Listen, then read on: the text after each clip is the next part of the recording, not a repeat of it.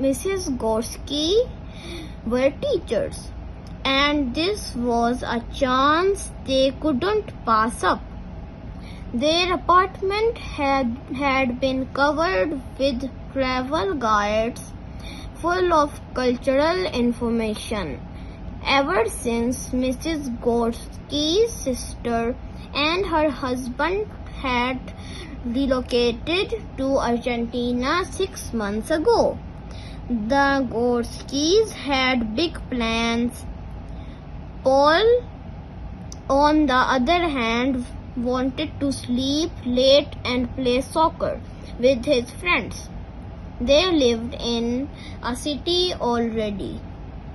Why were they going to Buenos Aires? As the plane took off, Paul's dad said, "Look down there. That's the island of Manhattan. See? You can even see Central Park." Paul never realized how completely surrounded by water New York was. Many hours later, as the plane was landing in Buenos Aires, Paul noticed similar outlines of a city on the water and bright lights, just like home.